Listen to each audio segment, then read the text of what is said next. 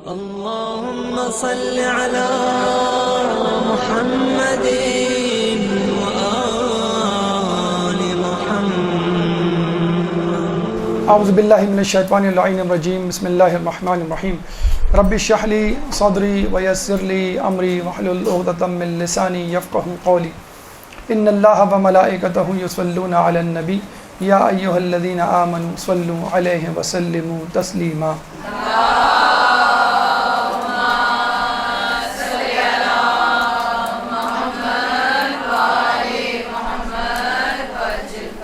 ماہ شعبان کا آخری اشرا شروع ہو چکا ہے اور کچھ دنوں کے بعد انشاءاللہ ماہ رمضان المبارک کا مقدس مہینہ ہمارے سامنے ہوگا.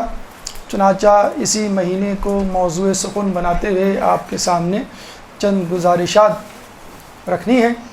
یہاں پہ یہ سوال آپ کے ذہن میں پیدا ہو رہا ہوگا کہ ماہ رمضان سے پہلے ماہ رمضان سے متعلق گفتگو کیوں؟ یہ بات یاد رکھ لیجئے، عقلمند انسان، کامیاب انسان، بلکہ کامیاب قومیں ہمیشہ کسی بھی کام کی منصوبہ بندی اور خصوصی طور پہ اہم کاموں کی منصوبہ بندی پہلے کر لیا کرتی ہے.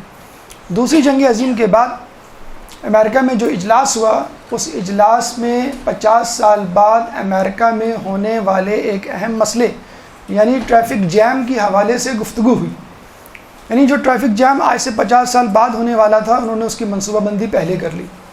کیا مسلمان قوم بھی ایسا ہی کیا کرتی ہے؟ نہیں معلوم، شاید ایسا نہیں کرتی، لیکن اسلام بہرحال بالکل اس کی مخالفت کرتا ہے. یعنی ایسا ہونا چاہیے، انسان کو منظم ہونا چاہیے اور مکمل طور پہ منصوبہ بندی سے ہر کام کرنا چاہیے. اسلام اس کی تاکید کرتا ہے اور عملی طور پر نمونے بھی پیش کرتا ہے. مثلا ہم ماہ رمضان کے حوالے سے دیکھ لیے، ماہ رمضان کو کون سی چیز دوسرے مہینوں سے ممیز کرتی ہے؟ اس کے روزے اور لیلۃ القدر کی شب بیداری. اب آپ آئیے ماہ رجب کی طرف، اس میں بھی روزوں کی تاکید اور 27ویں رجب کی شب میں شب بیداری کی تاکید. ماہ شعبان میں آئیے، اس میں بھی روزوں کی تاکید، بلکہ ملتا ہے کہ رسول آخری دنوں میں اتنی تسلسل سے روزے رکھا کرتے تھے کہ وہ روزے ماہ رمضان سے مل جایا کرتے تھے. اور اس کے بعد نیمہ شعبان میں شب بیداری. تو آپ نے دیکھا ماہ رمضان سے پہلے ماہ رجب میں روزے، شب بیداری، ماہ رمضان سے پہلے شعبان میں روزے اور شب بیداری. اللہ تعالیٰ مومن کو تیار کر رہا ہے ماہ رجب سے، پھر ماہ شعبان کے ذریعے، تاکہ وہ ماہ رمضان میں جب پہنچے تو اس کو روزوں کی عادت پڑ چکی ہو. ہمارا معاملہ یہ ہوتا ہے کہ ماہ رمضان شروع ہوتا ہے، صبح اٹھتے ہیں اور ہڑبڑا کے پوچھتے ہیں کہ کیا چاند دکھ گیا، کیا آج پہلا روزہ ہے؟ تو بتلایا جاتا ہے ہاں آج پہلا روزہ ہے. تو یہ مومن رجب میں بھی سویا ہوا تھا، شعبان میں بھی سویا ہوا تھا اور ماہ رمضان کے پہلے دن بھی سویا ہوا ہے. حالانکہ اللہ نے سگنل دے دیا، الارم بجا دیا. آپ فجر کے لیے الارم لگاتے ہیں، اسنوز ٹائم لکھا ہوتا ہے، 5 منٹ کے بعد، 10 منٹ کے بعد، اور کتنی مرتبہ ریپیٹ ہوگا. اللہ تعالیٰ نے رجب میں سگنل دے دیا، پھر شعبان میں سگنل دیا، اور اس کے باوجود بھی اگر مومن تیار نہ ہو تو یہ مومن کی غلطی ہے. بلکہ ایک حدیث بہت خوبصورت مفہوم رکھتے ہوئے کم از کم ماہ رمضان کو 10 دن پہلے شروع کرنے کی، اس کی تیاری شروع کرنے کی دعوت دیتی ہے. حاصل حدیث یہ ہے کہ جو مومن 40 دن تک اللہ تعالیٰ کی فرما برداری اطاعت میں گزارتا ہے تو اللہ تعالیٰ اس کے دل سے معرفت کے چشمے اس کی زبان پر جاری کر دیتا ہے.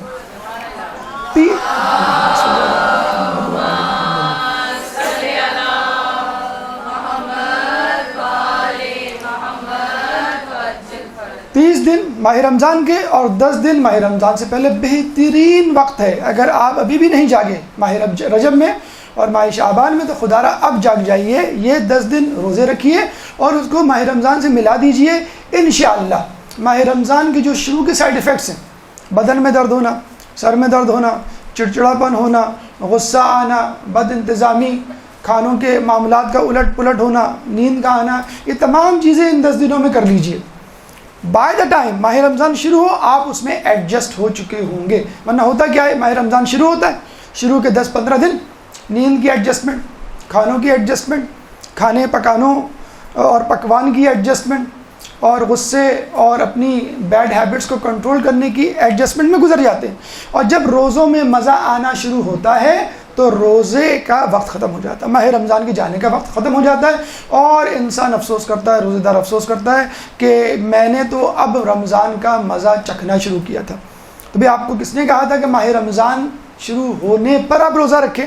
آپ کو تو اللہ نے رجب میں سگنل دیا، شعبان میں سگنل دیا، پر اس 40 دن کی حدیث کی صورت میں ایک سگنل موجود ہے، تو یہ کام آپ کو پہلے سے کرنا چاہیے تھا۔ اگر آپ ایک آئیڈیل ماہ رمضان گزارنا چاہتے ہیں تو ابھی سے ماہ رمضان کی تیاری شروع کر دیجئے۔ اسی حوالے سے یہ لیکچر، یہ درس، یہ گفتگو آپ کے سامنے پیش کی جا رہی ہے کہ جس میں ماہ رمضان کی فضیلت کے حوالے سے کچھ گفتگو ہوگی، اس کے بعد خود روزے کی کیا فضیلت، کیا اہمیت، کیا فوائد ہیں، اس سے متعلق گفتگو ہوگی، اور آخری مرحلے میں روزے دار اور روزے کی اقسام پہ گفتگو ہوگی۔ ان تمام مراحل پہ انشاءاللہ مرحلہ وار گفتگو ہم کریں گے۔ اللہ تعالیٰ سے دعا ہے کہ اس گفتگو میں جو کچھ کہا جائے گا اس پہ ہمیں اور آپ تمام لوگوں کو عمل کرنے کی توفیق عطا فرمائے۔ اللہم صلی اللہ علیہ وسلم۔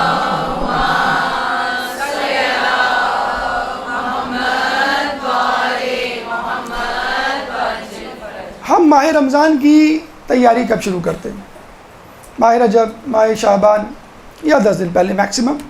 آئیے دیکھتے ہیں، زمین والوں کو تو دیکھ لیا آپ نے کہ وہ ماہ رمضان کی تیاری کب شروع، آسمان والے ماہ رمضان کی کب تیاری شروع کرتے ہیں؟ کہتے ہیں جنت کو سال بھر ماہ رمضان کے لیے سجایا جاتا ہے۔ جب ماہ رمضان کی پہلی رات آتی ہے تو ایک خوبصورت خوشبو والی ہوا چلنی شروع ہوتی ہے جس کو مشیرہ کہتے ہیں۔ یہ ہوا جب جنت کے درختوں کے پتوں سے ٹکراتی ہے، یہ ہوا جب جنت کے دروازوں کے حلقوں سے گزرتی ہے تو ایک سریلی آواز پیدا ہوتی ہے جس کو سن کر حوریں اپنے محلوں کے بالا خانوں پر آتی ہیں کہ یہ کیسی آواز ہے، آج کون سی رات ہے۔ جب وہ جنت کے دروغہ سے پوچھتی ہیں، جنت کا دروغہ جواب دیتا ہے کہ آج ماہ رمضان المبارک کی پہلی رات ہے، یہ ہے وہ رات کہ جس کے لیے تیاری کی جا رہی ہے۔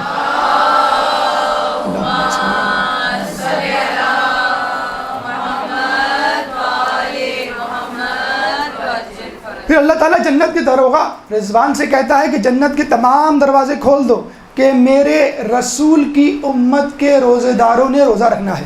پھر جہنم کے دروغہ سے کہتا ہے مالک سے کہ جہنم کے سارے دروازے بند کر دو کیونکہ میرے رسول کی امت کے روزہ داروں کو روزہ رکھنا ہے۔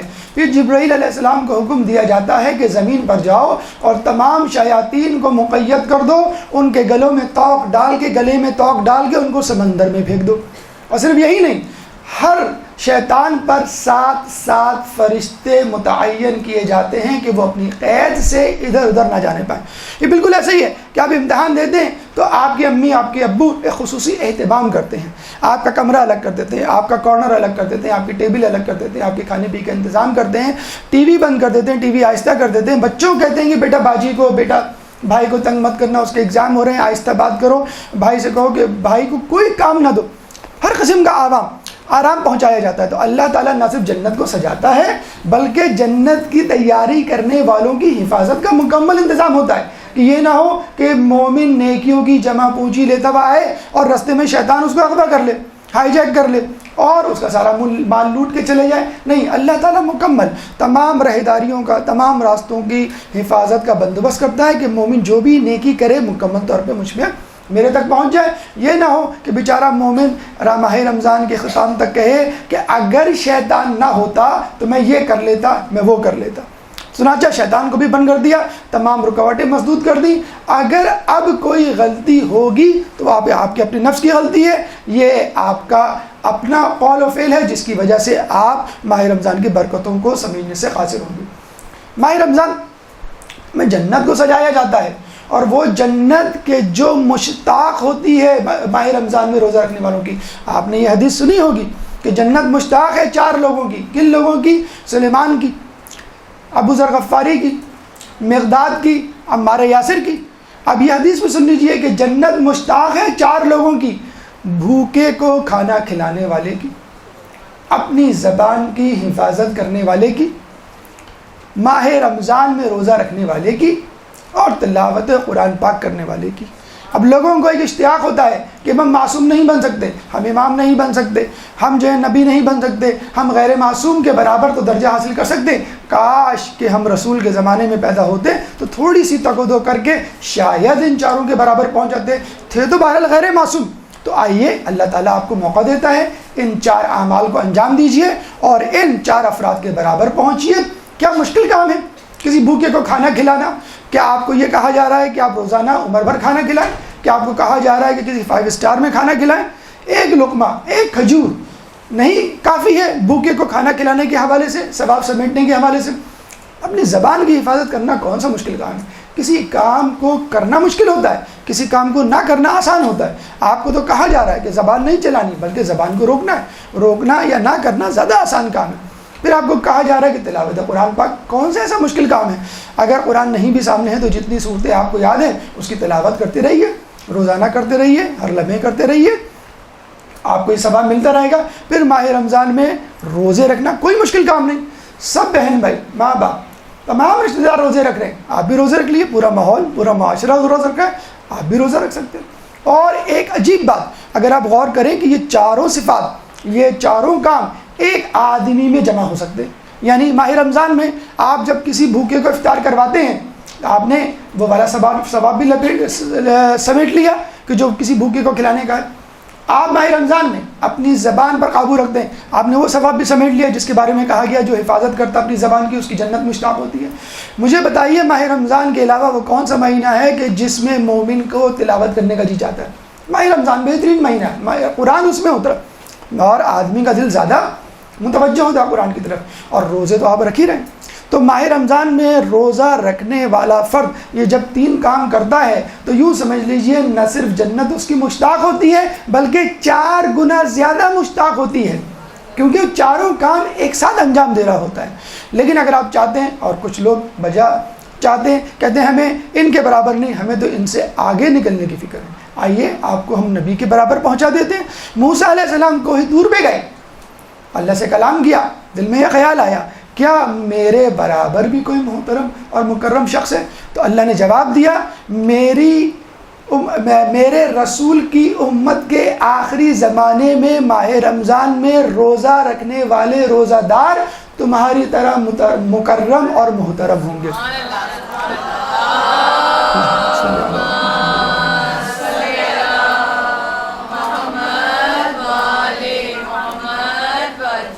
میری امت کے امتی، میرے رسول کے امتی، ہم لوگ آخری زمانے کے لوگ، ہم لوگ ماہ رمضان میں روزہ رکھنے والے ہم لوگ، تو آپ کے لیے بہترین موقع ہے اصحاب کے برابر تو پہنچے، اب اللہ تعالیٰ آپ کو کلیم اللہ کے برابر پہنچانے کی فکر میں ہے، اور اس میں کوئی اچنبے کی حیرت کی بات نہیں۔ کیا موسیٰ کا پڑوسی والا واقعہ نہیں یاد جو ماں کی خدمت کیا کرتا تھا اور موسیٰ کا پڑوسی موسیٰ کے مقام پر پہنچ گیا؟ تو ماہ رمضان میں روزے رکھنے والا بھی بالکل ایسے ہی ہے کہ اگر وہ تمام شرائط کے ساتھ روزہ رکھے تو انشاءاللہ وہ موسیٰ کے برابر پہنچ جائے گا۔ چنانچہ یہاں آ کر انسان کو یہ احساس ہوتا ہے کہ اگر اللہ تعالیٰ نے اتنی زیادہ فضیلتیں اس مہینے میں رکھی ہیں تو یقیناً وہ شخص بد نصیب ہوگا جو اس ماہ رمضان کو پائے اور اس میں روزے نہ رکھے۔ خود رسول فرماتے ہیں کہ جو شخص ماہ رمضان کو پائے اور ماہ رمضان میں روزے نہ رکھے تو وہ اللہ کے دربار سے راندہ درگاہ ہو جاتا ہے۔ دیکھیں، راندہ درگاہ کا لفظ شیطان کے لیے استعمال ہوتا تھا۔ وہ شخص ایسا تھا، وہ مخلوقات میں سے ایک ایسا جن تھا کہ جس نے ہزاروں سال اللہ تعالیٰ کی عبادت کی، فقط تکبر کی وجہ سے وہ جو ہے اللہ کے دربار سے چلا گیا۔ ہم میں سے کسی کی ہمت نہیں ہو سکتی کہ وہ ہمت کرے کہ کسی نبی سے یا کسی معصوم سے کمپٹیشن کرے اور یہ کہے نعوذ باللہ میں ان سے افضل ہوں یا میں ان کے برابر ہوں، لیکن کم از کم یہ ضرورت تو کر سکتا ہے کہ ماہ رمضان میں روزے نہ رکھے۔ تو سن لیجئے، جو لوگ ماہ رمضان المبارک میں روزے نہیں رکھتے اللہ تعالیٰ ان کو راندہ درگاہ کر دیتا ہے۔ اور راندہ درگاہ تو دور کی بات، اگر آپ نے ایک روزہ بھی چھوڑا اس کی بھی سخت مذمت، اس کی بھی سخت سزا۔ ہمارے چھٹے امام امام جعفر صادق علیہ السلام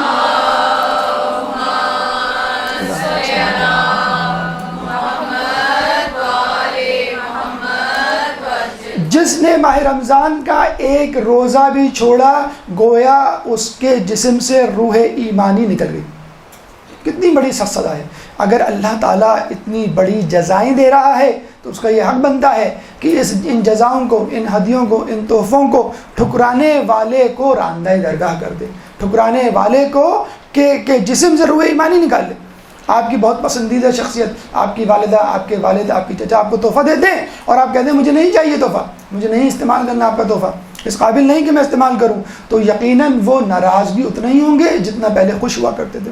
تو اللہ کی ناراضگی سے ڈریے اور اپنے آپ کو بد نصیب لوگوں میں شامل نہ کیجیے، خوش نصیب لوگوں میں شامل کیجیے۔ اور وہ کیا ہی خوش نصیب شخص ہوگا کہ جس کے بارے میں کہا جاتا تھا کہ جب ماہ رمضان شروع ہوتا تھا تو ان کی زبان پر فقط دعا، فقط استغفار، فقط تکبیر، فقط تسبیح کے علاوہ کچھ نہیں ہوتا تھا، اور یہ شخص فقط امام زین العابدین علیہ السلام کے علاوہ کوئی اور نہیں ہو سکتا۔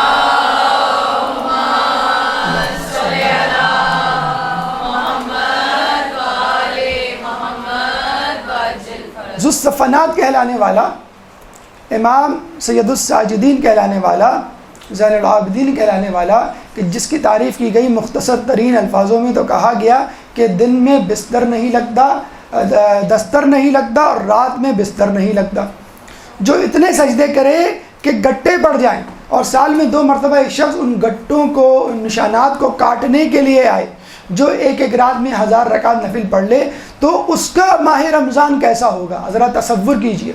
تو ہمیں ایسے ہی لوگوں کی جسے کہتے ہیں کہ رہنمائی میں آگے بڑھنا ہے، اور یقیناً بزرگان دین، اسلاف، حکماء، عرفاء، علماء نے ایسے ہی رمضان گزارے ہیں۔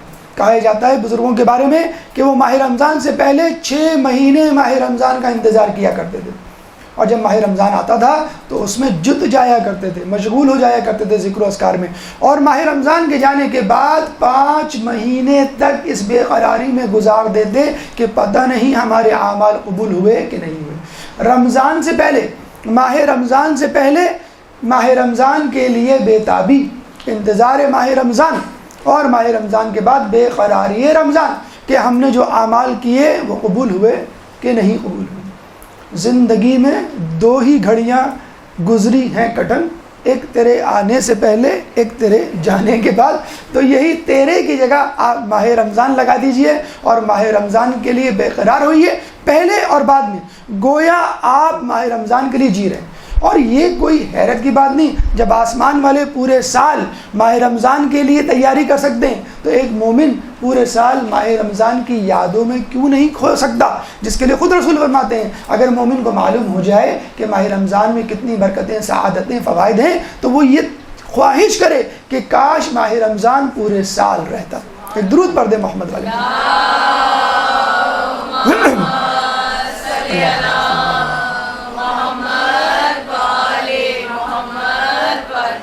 یہ ہے وہ فضائل ماہ رمضان۔ اس کے علاوہ بھی کئی فضائل مذکور و منقول ہیں کتابوں میں، لیکن تکرار سے بچتے ہوئے فقط وہ روایات جو عموماً منظر عام پہ نہیں ہوتی آپ کے سامنے پیش کرنے کی سعادت حاصل کر رہے ہیں، یا وہ پہلو جو عموماً اجاگر نہیں ہوتے ان کو آپ کے سامنے پیش کرنے کی سعادت یا کوشش کر رہے ہیں۔ دوسرا مرحلہ ماہ رمضان کے فوائد یا خود روزوں کے فوائد۔ دیکھیں ماہ رمضان کے خود فوائد تو ہیں، لیکن خود روزہ رکھنا ماہ رمضان سے ہٹ کر وہ خود ایک فائدہ، ایک تاثیر اور ایک حکمت عملی رکھتا ہے۔ دیکھیں اگر آپ پہ کوئی مصیبت پڑے، کوئی مشکل آئے اور کسی مشکل کا، مصیبت کا سامنا ہو، تو فوراً آپ رابطہ کرتے ہیں ان لوگوں سے جو صاحب اختیار ہیں، جو طاقتور ہیں۔ مثلا بچہ ہے ماں کے پیچھے بھاگے گا، عورت ہے مرد کے پیچھے جائے گی، یا مرد ہے اپنے دوستوں سے مدد طلب کرے گا، یا کسی صاحب اختیار جو ہے شخص سے وہ رابطہ کرے گا کہ میری یہ مشکل، یہ مصیبت دور کر دوں۔ گھر میں آگ لگتی ہے آپ فائر بریگیڈ کو بلاتے ہیں، کوئی بیمار ہوتا ہے آپ ایمبولینس کو کال کرتے ہیں، کوئی مشکل ہوتی ہے 115 کا نمبر دباتے ہیں۔ وہ کون سا ایسا کام ہے جس کو کر کے آپ کو اطمینان ہو جائے کہ انشاءاللہ کچھ نہ کچھ ہو جائے گا۔ اپنے اسباب تلاش کرنا اور مسائل کو حل کرنا یقیناً ہم سب کرتے ہیں، لیکن اس کے علاوہ وہ کون سی ایسی چیز ہے، وہ کون سا ایسا وظیفہ ہے جس کو کر کے انسان کو اطمینان ہو جائے کہ اگر یہ مصیبت مجھ پر آئی بھی اور اس کا نقصان ہوا بھی، انشاءاللہ اللہ کے نزدیک میں سرخرو اور جو ہے خوش ہوں گا، مسرور ہوں گا، اور اللہ تعالیٰ کی رضا میرے ساتھ ہوگی۔ سورہ بقرہ آیت نمبر 45 میں اللہ تعالیٰ فرماتا ہے وَاسْتَعِينُوا بِالصَّبْرِ وَالصَّلَاةِ إِنَّهَا لَكَبِيرَةً إِلَّا عَلَى الْخَاشِعِينَ، بے شک استعانت طلب کرو صبر سے اور نماز سے، یہ چیزیں بے شک بہت سنگین ہیں، لیکن ان لوگوں کے لیے جو خاشعین ہیں، ان لوگوں کے لیے نہیں جو خاشعین ہیں۔ یعنی اگر انسان اللہ سے ڈرتا ہوگا تو اس کے لیے یہ دو چیزوں پر عمل کرنا کوئی مشکل کام نہیں، ورنہ ایک کاہل آدمی کے لیے، ایک جاہل آدمی کے لیے، ایک فاسق آدمی کے لیے یہ دونوں کام بڑے مشکل ہیں۔ امام سے پوچھا گیا کہ امام ہمیں صلاۃ تو سمجھ میں آ گیا، نماز تو سمجھ میں آ گیا، لیکن یہ صبر کیا ہے؟ تو امام نے فرمایا کہ صبر سے مراد روزہ ہے۔ اور آپ دیکھ لیجئے صبر، روزہ ہے کیا؟ صبر کا دوسرا نام۔ روزہ کیا ہے؟ کھانے پینے سے صبر کرنا۔ روزہ کیا ہے؟ گناہوں پہ صبر کرنا۔ آپ کو اپنے آپ کو روکنا ہے کہ وہ چیزیں نہیں کرنی جس سے میرا روزہ خراب ہو جائے، وہ چیزیں نہیں کرنی جس سے میرا روزہ ٹوٹ جائے۔ تو کہا یہ جاتا ہے کہ اگر انسان یہ دونوں کاموں کو انجام دے لے تو انشاءاللہ بڑی بڑی مصیبتیں، بڑی بڑی مشکلات اگر انسان اس کو سامنا کرے تو اس میں بڑی آرام سے کامیابی کے ساتھ گزر سکتا ہے۔ کیا اس کا کوئی ثبوت، کوئی تاریخی دستاویزات یا کوئی مثال؟ جی ہاں، ہمارے نزدیک سب سے بہترین لوگ، سب سے طاقتور لوگ، سب سے محترم اور صاحب مقام لوگ انبیاء ہیں۔ انبیاء کی زندگی میں یہ ہمیں ملتا ہے کہ انہوں نے اس آیت پہ عمل کیا، وَاسْتَعِینُوا بِالصَّبْرِ وَالصَّلَاةِ۔ آدم علیہ السلام کے بارے میں ملتا ہے کہ سب سے پہلے روزہ رکھنے والے فرد آدم علیہ السلام تھے کہ شجر ممنوعہ کا پھل کھایا تو اس کا اثر 30 دن تک ان کے جسم میں رہا۔ اس اثر کو زائل کرنے کے لیے انہوں نے 30 دن تک روزے رکھے۔ نوح علیہ السلام جب اپنے حواریوں کو حکم دیتے ہیں کشتی پہ سوار ہو جاؤ تو یہ بھی حکم دیتے ہیں کہ اب تمہیں روزہ رکھنا ہے۔ سفر کا وقت، مشکل کا وقت ہے، عذاب کا وقت ہے، بارش اور برسات اور طوفان کا وقت ہے، ان کو چاہیے تھا وہ کہیں کہ بھئی تم آرام کرو، تم کچھ کھا پی لو، اپنے اندر طاقت جمع کر لو تاکہ جو مصیبت مشکل آنے والی ہے اس سے گزر سکو، لیکن کہا جا رہا ہے کہ تمہیں روزہ رکھنا ہے۔ امت محمدیہ میں تو روزہ نہ رکھنے کا حکم ہے کہ تمہیں روزہ نہیں رکھنا سفر میں، اور نماز بھی قصر کرنی ہے، لیکن امت نوح کو کہا جا رہا ہے کہ تم روزہ رکھو۔ اس کا مطلب کیا ہوا؟ واقعی روزہ بڑی سے بڑی مشکل کو عبور کرنے کے لیے ممدود و معاون ہے۔ چنانچہ نوح علیہ السلام کے ساتھیوں نے روزہ رکھا۔ پھر ہم دیکھتے ہیں داؤد علیہ السلام کا روزہ، جس کے بارے میں رسول فرماتے ہیں کہ داؤد کا روزہ مجھے سب سے زیادہ پسند ہے۔ داؤد علیہ السلام کے بارے میں ملتا ہے کہ وہ ایک دن روزہ رکھتے تھے اور ایک دن کھانا کھاتے تھے۔ رسول کی حدیث ہمیں ملتی ہے کہ اللہ مجھے ایک دن کھانا دے، ایک دن بھوکا رکھ، تاکہ ایک دن میں تیرا شکر ادا کروں اور ایک دن میں تیرا صبر ادا کروں، ایک دن میں صبر کروں۔ پھر ہمیں سلیمان علیہ السلام کے بارے میں ملتا ہے، اتنی بڑی سلطنت، اتنی بڑی بادشاہت، کیا انسان، کیا جن، کیا جانور، کیا پرندے، کیا آسمان، کیا زمین، کیا طائر، کیا ریگستان، کیا صحرا، کیا دریا، تمام پہ ان کی حکومت تھی۔ قالین فقط ہمارے گھر کے کمرے کے برابر قالین نہیں ہوا کرتا تھا جس پہ وہ اڑا کرتے تھے اور سلطنت کا نظارہ کیا کرتے تھے اور مقام در مقام جایا کرتے تھے۔ اس کارپیٹ پہ، اس اڑنے والے قالین پر 3500 کرسیاں ہوتی تھیں، 3500 افراد اس پہ سفر کیا کرتے تھے، 40 سے زیادہ اونٹ ذبح کیے جاتے تھے اور پکوان کا دعوت کا انتظام ہوا کرتا تھا۔ وہ سلیمان علیہ السلام مہینے کے شروع میں 3 روزے رکھتے تھے، مہینے کے وسط میں 3 روزے رکھا کرتے تھے اور مہینے کے آخر میں 3 روزے رکھا کرتے تھے۔ یہ سلیمان علیہ السلام کی سنت۔ موسیٰ علیہ السلام کے بارے میں ملتا ہے کہ جب وہ کوہ طور پہ گئے تو 40 دن روزہ رکھا، اور یہ بھی ملتا ہے کہ ایسا روزہ کہ فقط پانی پہ گزارا کیا۔ اور آج بھی ان کا دیکھے دیکھی بہت سارے یہودی اور عیسائی ہمیں ملیں گے کہ جو 40 دن کا روزہ رکھتے ہیں۔ پھر عیسیٰ علیہ السلام کے بارے میں ملتا ہے کہ تمام زندگی، تمام ایام، ہر دن روزہ رکھا، روزانہ روزے سے رہتے تھے۔ پھر ان کی والدہ محترمہ معصومہ بی بی مریم کے بارے میں ملتا ہے کہ وہ 2 دن روزہ رکھتی تھیں اور 2 دن کھانا کھاتی تھیں۔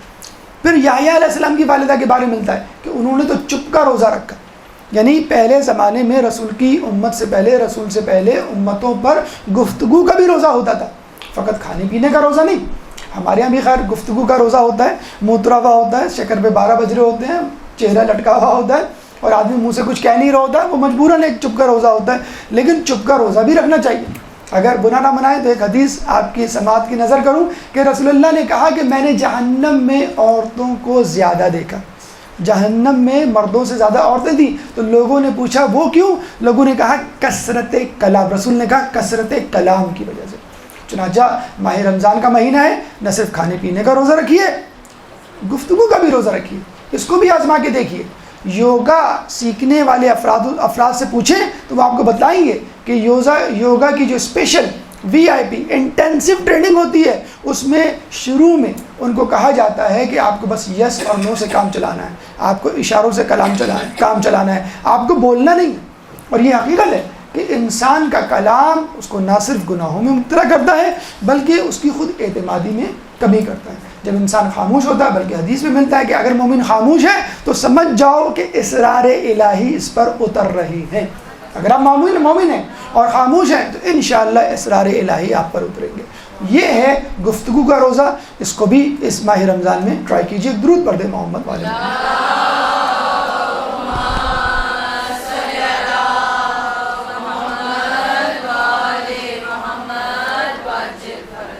دیکھیے پھر بھی ذہن میں سوال آتا ہے کہ روزے سے ملے گا کیا، اللہ ہمیں دے گا کیا. ٹھیک ہے، اس کی گفتگو بھی ابھی آگے آئے گی، لیکن ایک بات ذہن میں رکھ لیجئے، ایک کی پوائنٹ یا ماسٹر کی یا لب الباب کہ حدیث قدسی ہے الصوم لی وانا اجزی بہ، کہ روزہ میرے لیے ہے اور اس کی جزا میں دوں گا.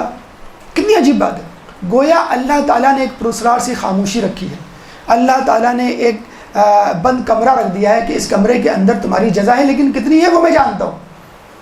اس کا مطلب ہے اتنی زیادہ ہے کہ شاید ہمارے اذہان اس قابل نہیں کہ اس انعام کو، اس ہدیے کو، اس جزا کو درک کر سکے. چھٹے امام جعفر صادق علیہ السلام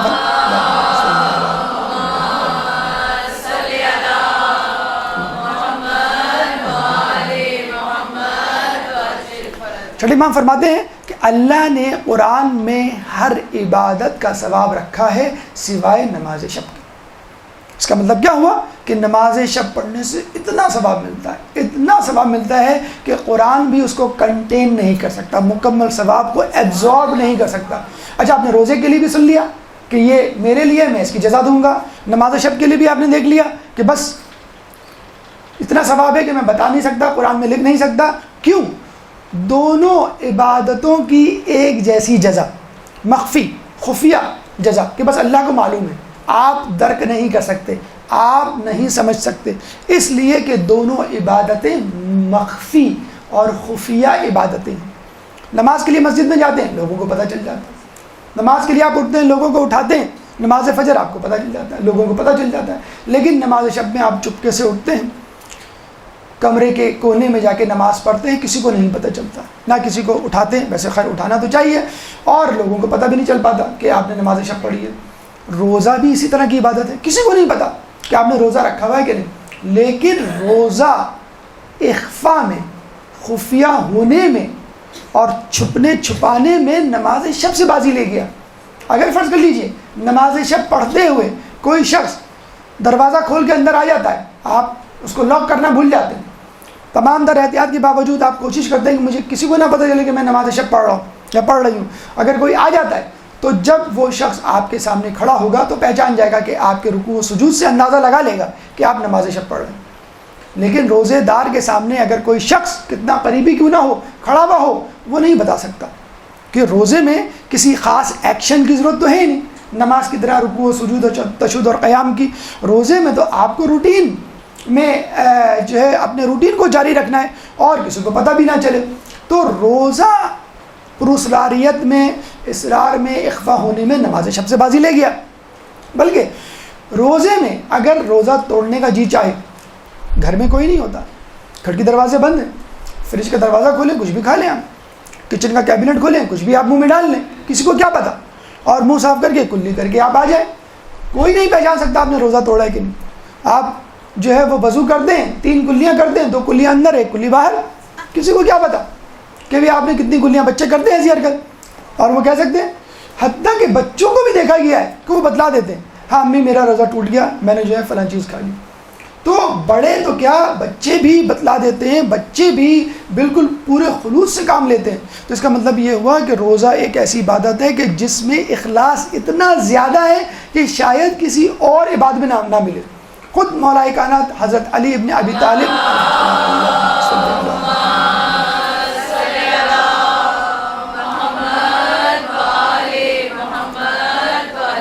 فرماتے ہیں کہ اللہ تعالیٰ نے روزے کو فرضی اس لیے کیا گیا ہے کہ لوگوں میں اخلاص کا امتحان لے. آپ پورا شہر گھوم لیتے ہیں اور کسی کو نہیں پتہ چلتا کہ آپ نے روزہ رکھا ہے، آپ روزہ بھی توڑ دیں کسی کو نہیں پتہ چلتا. تو یہ ہے روزے کا خفیہ ہونا، اور یہ ہے روزے کا فقط اللہ کے لیے رکھنا، کہ جس کے لیے اللہ نے کہا کہ وَأَنَا أَجْزِي بِهِ، بس میں ہی اس کی جزا ہوں، تم نہیں درک کر سکتے. تو یہ ہے وہ روزہ کہ جس کے بارے میں کہا گیا کہ تم مشکلات میں اس سے استعانت طلب کرو. یہ ہے وہ روزہ کہ جس کو انبیاء نے رکھا اور اس سے استعانت طلب کی. یہ ہے وہ روزہ کہ جس کے اجر کو ہم درک نہیں کر سکتے. لیکن پھر بھی آئیے دیکھتے ہیں قرآن و آیات و روایات کی صورت میں کہ کیا کیا فوائد ہیں کہ جن کو ہم حاصل کر سکتے ہیں, کہ یہ نہ ہو کہ ہم روزہ تو رکھیں لیکن وہ فوائد نہ حاصل کر سکیں. تو روزوں کے فوائد کو علماء اعلام نے 3 حصوں میں تقسیم کیا: روحانی فوائد, مادی فوائد اور ذہنی فوائد. سب سے پہلا فائدہ یعنی سب سے پہلا روحانی فائدہ جو روزے سے ہمیں حاصل ہوتا ہے سورہ بقرہ آیت نمبر 183 183 جو کہ ہم روز ہر سال ماہ رمضان کے شروع میں سنتے ہیں اور ماہ رمضان کے اختتام تک وہ آیت ہمیں زبانی یاد ہو جاتی ہے. یا ایھا الذین آمنوا کتب علیکم الصیام کما کتب علی الذین من قبلکم لعلکم تتقون, کہ اے ایمان والو تم پر روزہ لکھ دیا گیا, فرض کر دیا گیا جس طرح تم سے پہلے کی امتوں پر فرض کیا گیا تھا تاکہ تم متقی و پرہیزگار بن جاؤ. لعلکم تتقون. پہلی بات تو یہ کہ روزہ فقط آپ کے لیے نہیں ہے, روزہ اس سے پہلے بھی لوگوں پہ فرض کیا گیا. روزہ نفل نہیں ہے بلکہ فرض عبادت ہے ماہ رمضان کے روزے. اس کے بعد لعلکم تتقون, عربی میں خواہش اور تمنا کے لیے ایک اور لفظ استعمال ہوتا ہے لیتا, لیکن لیتا اس مقام پر استعمال ہوتا ہے کہ جب خواہش ناممکن ہو. قیامت کے دن کفار کہیں گے یا لیتنی کنت ترابا, کہ کاش ہم مٹی ہوتے, زندہ نہ ہوئے ہوتے اور روزے محشر حساب نہ دیتے اور دوزخ کے عذاب سے دوچار نہ ہوتے. یا لیتنی کنت ترابا. اور مومنین کی دعاؤں میں یہ شامل ہے, زیارت کے حصوں میں یہ شامل ہے, ٹکڑوں میں, کہ یا لیتنی کنت معکم فافوز فوزا عظیما, کہ اگر میں آپ کے ساتھ ہوتا تو آپ کی طرح عظیم کامیابی پاتا. لیکن یہ خواہش ممکن نہیں, اس کو عملی جامہ نہیں پہنایا جا سکتا. تو کچھ خواہشیں جو کہ فقط خواہش ہوتی ہیں, عملی طور پہ ان کو حقیقت کا جامہ نہیں پہنایا جا سکتا, ان کے لیے ہم لیتا کا لفظ استعمال کرتے ہیں. اور جن کی تدبیر ممکن ہے اور جس کو آپ عملی میدان میں اپنا سکتے ہیں, اچیو کر سکتے ہیں, حاصل کر سکتے ہیں, اس کے لیے لعل کا لفظ استعمال ہوتا ہے. تو لعلکم تتقون, تاکہ تم متقی و پرہیزگار بن جاؤ. اس کا مطلب کیا ہوا کہ جو لوگ کہتے ہیں بھئی ہم نے تو بڑی کوشش کی, ہم سے تقویٰ نہیں حاصل ہوتا, ہم نے بڑی کوشش کی گناہ چھوڑ دیں, ہم گناہ نہیں چھوڑ پاتے, ہم نے بڑی کوشش کی کہ ہم نیکی کریں, ہم نیکی نہیں کر پاتے, ان لوگوں کے لیے عرض ہے کہ وہ روزے رکھیں. روزہ رکھنے کے بعد وہ اپنے آپ کو چیک کریں کہ آپ کے اندر تقویٰ پیدا ہوا کہ نہیں, بشرط کہ تمام شرائط اس کے ساتھ موجود ہوں, بغیر شرط کے نہیں, شرائط کے ساتھ موجود ہو. پھر آپ دیکھیے گا تقویٰ کا حصول کیسے ہوگا. تقویٰ عربی کے لفظ وقع یقع سے نکلا ہے, یعنی وقع یعنی ماضی کا ٹینس ہے اور یقع یعنی مضارع کا مستقبل یا حال کا ٹینس ہے. وقع یقع کا مطلب ہے بچنا, اصطلاحی معنی میں گناہوں سے بچنا. لیکن علماء اعلام فرماتے ہیں گناہوں سے بچنا ہی تقویٰ نہیں ہے بلکہ اطاعت خداوندی اور زہد, ان تینوں کا کمبینیشن ہے تقویٰ. اطاعت خداوندی اور نافرمانی خداوندی سے پرہیز, آخر میں زہد یعنی حب دنیا کا اپنے دل سے نکال دینا. ان تینوں کا مجموعہ ہے. خود رسول فرماتے ہیں کہ رمضان کو رمضان اس لیے کہا جاتا ہے کہ یہ رمضان سے نکلا ہے. رمضان عربی میں کہتے ہیں جلا دینا, کیونکہ یہ روزہ آپ کے گناہوں کو جلا ڈالتا ہے. تقوی کی اتنی زیادہ اہمیت ہے کہ حدیث رسول ہے کہ تمہارے لیے تقوی لازم ہے ہر کام میں, کہ یہ ہر کام کا راس المال ہے. راس المال مینز گودا, مخز, بیسک انویسٹمنٹ, یعنی بالکل ایسے ہی ہے کہ آپ اخروٹ کے چھلکے کو پھینک دیں تو کیا نکلے گا, اس کا گودا, وہ ہے اصل چیز. ناریل, کیلا یا کوئی بھی آپ فروٹ کھاتے ہیں تو اس کا ایک چھلکا ہوتا ہے اور اس کا مغز ہوتا ہے, مغز اصل چیز ہوتی ہے. تو ہر کام, ہر نیکی, ہر عبادت کا اصل مرکز, منبر, منبع یا محور جو ہے یا اصل حقیقت وہ جو ہے اس کا تقویٰ ہے. تقوی کے حوالے سے ہمیں ملتا ہے کہ ایک دفعہ مولا کائنات حضرت علی ابن ابی طالب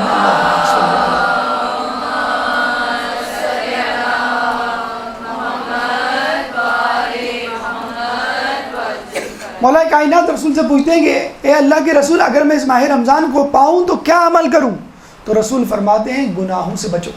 دیکھیے مولا اپنے مولا سے پوچھ رہا ہے, ایک معصوم اپنے سے بہتر معصوم سے پوچھ رہا ہے کہ میں اس ماہ رمضان کو پاؤں تو کیا کروں. تو امام علی معصوم ہیں, گناہ نہیں کیا عمر بھر, نہ کریں گے, رسول کو معلوم تھا, لیکن پھر بھی کہہ رہے ہیں گناہوں سے بچو. اس کا مطلب کیا ہوا کہ جب ائمہ کے لیے تاکید ہے تو پھر ہمارے لیے کتنی بڑی تاکید ہوگی. تو ماہ رمضان میں کیا کریں؟ ٹھیک ہے, عبادت کریں, نماز پڑھیں, اذکار کریں, جو کرنا چاہتے ہیں کریں, لیکن جو اولین ترجیح آپ کو دینی ہے وہ ہے آپ کو گناہوں سے بچنا. اور یہی پیغام ہے روزے کا کہ لعلکم تتقون. ٹی وی کے پروگراموں میں بڑے آرام سے کہہ دیا جاتا ہے کہ روزہ ختم ہو چکا, اب انٹرٹینمنٹ کا وقت ہے, مغرب ہو گئی, اذان ہو گئی, افطار ہو گئی, اب ہم انٹرٹینمنٹ والے پروگرام کروائیں گے. بھائی آپ نے روزہ کس لیے رکھا تھا؟ کہ اللہ تعالیٰ یہ فرماتا ہے لعلکم مسخرون, لعلکم جو کرون, کہ تم روزہ رکھو مسخرے بن جاؤ, تم روزہ رکھو اچھل کود کرو, تم روزہ رکھو تاکہ تم جو ہے میوزک سنو. روزے سے پہلے آپ کو جو ہے نعتیں سنائی جا رہی ہیں, اور روزے کے بعد یعنی افطار کے بعد آپ کو جو ہے گانے سنائے جا رہے ہیں. یہ مقصد نہیں ہے روزے کا, یہ جو ہے فاسق و فاجر اور ریاکاروں کا روزہ ہے. تو روزے کا مقصد ہے لعلکم تتقون. اگر روزے کے بعد ہم تو ماہ رمضان کے گزرنے کا بھی انتظار نہیں کرتے, مغرب کے بعد فوراً ہم جو ہے گناہوں پہ کمر بستہ ہو جاتے ہیں, تو اس کا مطلب یہ ہوا کہ آپ نے روزہ ریا کے لیے رکھا تھا, آپ نے روزہ لعلکم تتقون کے لیے نہیں رکھا. تو مولا فرماتے ہیں کیا کروں؟ رسول فرماتے ہیں کہ تم گناہوں سے بچو. اہم ترین کام ہے روزہ رکھنے کے لیے, اہم ترین شرط کہ آپ اپنے آپ کو گناہوں سے بچائیں. اور یہ ہدف بھی ہے, عمل بھی یہی ہے اور ہدف بھی یہی ہے کہ آپ جو ہے مکمل طور پہ پاک و پاکیزہ ہو جائیں. تقویٰ کیوں زیادہ ضروری ہے؟ ایک چھوٹی سی حکایت اس اہم ترین خوبی یا نیکی کو بہت اچھی طرح نمایاں کرتی ہے. ہمارے چھٹے امام جعفر صادق علیہ السلام,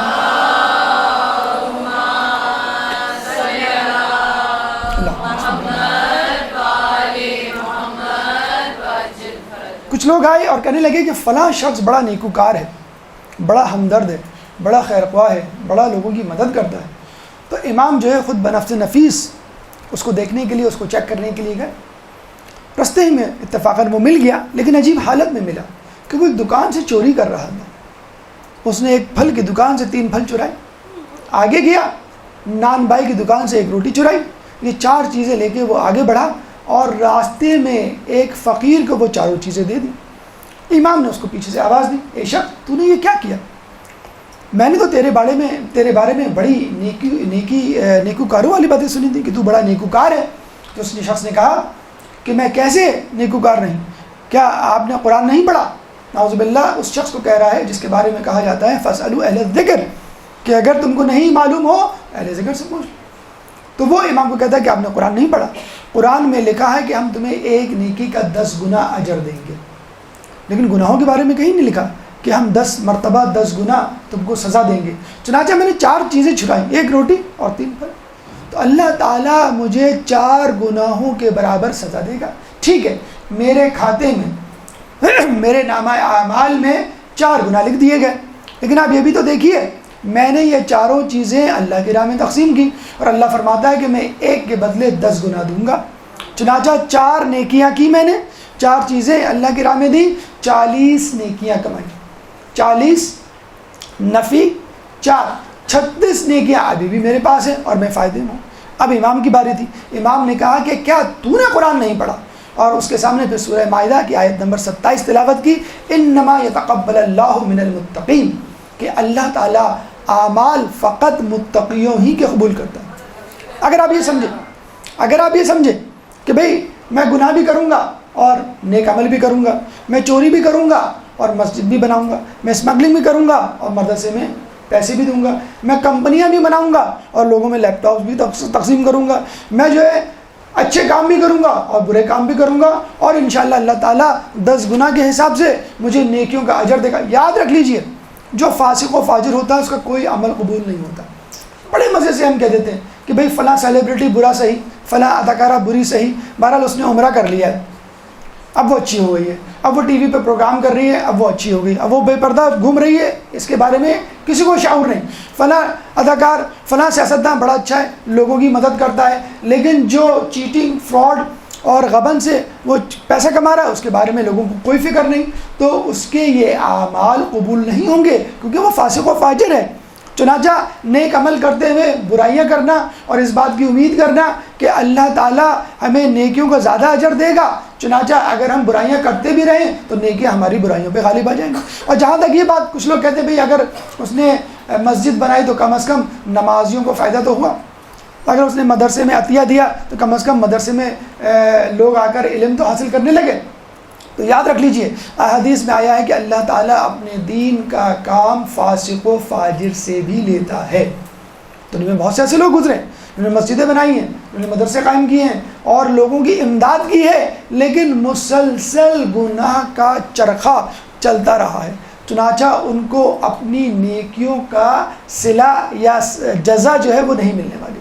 تو یہ ہے وہ بنیادی اصول کہ اگر انسان گناہ گار رہے گا، مسلسل بے پردگی، مسلسل کلین شیو، مسلسل موسیقی کا سننا، مسلسل غیبت کرنا اور اس پہ مصر رہنا، دیکھیں ان لوگوں کی بات نہیں ہو رہی جو سہون کوئی کام کر جائے، جن سے غلطی ہو جائے، نہ ان لوگوں کی بات ہو رہی ہے جو آمدن تو کریں لیکن فوراً اپنے گناہ پر نادم ہو جائیں، فوراً یہ کہیں کہ میں توبہ کرتا ہوں، میں استغفار کرتا ہوں، کیونکہ ہم سب غیر معصوم ہیں، گناہ تو ہوں گے لیکن گناہ پہ اصرار اور گناہ پہ تکبر کہ بھئی میں تو یہ کروں گا، میرے نزدیک تو یہ جائز ہے اور ایسا ہونا چاہیے، کوئی بات نہیں، اگر میں گناہ کر رہا ہوں میں نیکی بھی تو، ایسے لوگوں کے اعمال قبول نہیں ہوں گی۔ اور یہی وہ تقویٰ ہے جس کی دعوت قرآن دے رہا ہے، جس کی دعوت سورہ بقرہ کی آیت نمبر 183 دے رہی ہے۔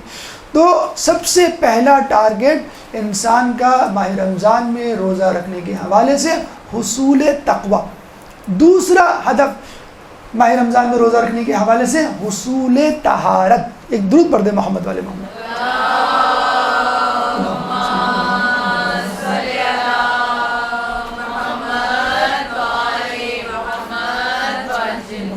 دیکھ کون سی طہارت؟ وضو غسل والی نہیں، گناہوں سے، خطاؤں سے، لغزشوں سے بچنے والی طہارت جس سے آپ محفوظ ہو جائیں۔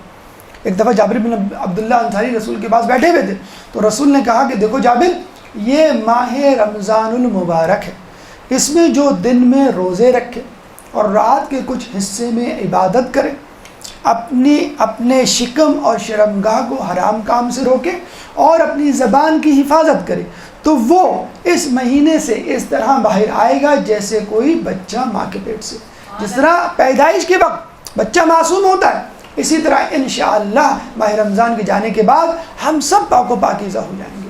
جب جابر بن عبداللہ انصاری نے یہ سنا تو آپ کی طرح ماشاءاللہ کہا اور کہا ما احسن هذا الحدیث، کیا ہی خوبصورت بات کی ہے آپ نے۔ رسول نے فوراً کہا ما اشد هذه الشروط، یہ بھی تو دیکھو کتنی شدید شرائط میں نے بیان کی ہیں، تو فقط روزہ رکھ لینا، صبح سے شام تک بھوکا رہ لینا کافی نہیں، شرائط پوری کرنی ہوں گی۔ اور بہت ساری احادیث، بہت ساری حکایتیں بھی ملتی ہیں کہ ایک عورت آئی اور وہ برائیاں کرنے لگی، رسول نے کہا اس کے سامنے کھانا لے کر آؤ، کہیں گے میرا روزہ ہے، کہیں گے تمہارا کیسا روزہ ہے؟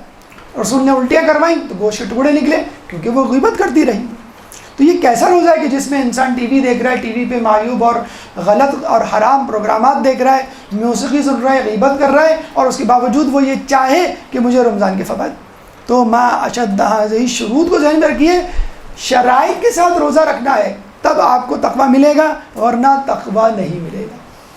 تیسرا روحانی فائدہ ماہ رمضان میں یا ویسے بھی روزہ رکھنے کے حوالے سے ہمیں جو ملتا ہے وہ ہے یاد قیامت، حصول تقویٰ، حصول طہارت اور یاد قیامت۔ جب انسان بھوکا پیاسا ہوتا ہے تو وہ قیامت کی بھوک پیاس کو یاد رکھتا ہے۔ بہت کم لوگ اس بات کو درک کر پاتے ہیں کہ قیامت کے دن بھوک پیاس خود ایک بہت بڑا عذاب ہے۔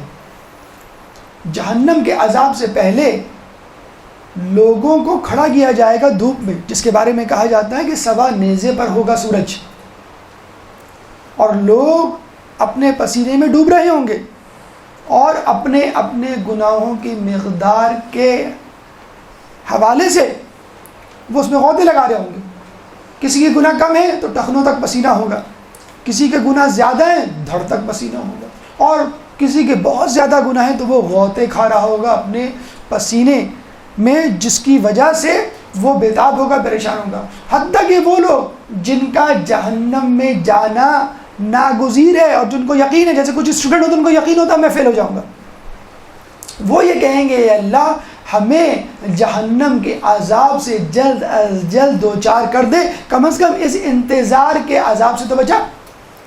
دیکھیے بھوک اور پیاس ایسی چیز ہے کہ بعض اوقات اڑ جاتی ہے، لیکن جہنم میں بھی بھوک پیاس لگے گی، اور جب بھوک کے لیے کھانا مانگا جائے گا تو زقوم نامی درخت کو پھل دیا جائے گا کہ جس میں کانٹے ہوں گے، جو حلق میں جا کے پھنس جائے گا۔ کھولتا ہوا پانی دیا جائے گا پیاس بجھانے کے لیے، جس سے اتڑیاں آپ کی جل جائیں گی۔ تو جب انسان روزہ رکھتا ہے تو روزے محشر کی بھوک پیاس کو یاد رکھتا ہے، روزے میں گرمی میں جب جھلستا ہے تو روزے محشر کی گرمی کو اور سورج کے سوا نیزے پر ہونے کو یاد رکھتا ہے۔ جب آدمی بھوک پیاس میں مبتلا ہوتا ہے تو جہنم میں پھر زقوم اور کھولتے ہوئے پانی کو یاد رکھتا ہے۔ تو یہ چیز آپ کے اندر خشوع اور خضوع پیدا کرتی ہے اور آپ کو خاشعین میں شامل کر دیتی ہے، کہ جس کے بارے میں کہا کہ وَاسْتَعِينُوا بِالصَّبْرِ وَالصَّلَاةِ إِنَّهَا لَكَبِيرَةٌ إِلَّا عَلَى الْخَاشِعِينَ۔ تو جب آپ روزہ رکھتے ہیں تو اللہ تعالیٰ نہ صرف آپ کو تقویٰ دیتا ہے بلکہ خشوع و خضوع بھی عنایت کرتا ہے اس بھوک اور پیاس کے سبب۔ یہ ہے روحانی فائدے، اس کے علاوہ اور بھی بہت سارے فائدے۔ اب آئیے مادی یا جسمانی فائدوں کی طرف، ایک درود پڑھ دیں محمد والے محمد۔ اللہم صلی اللہ علیہ۔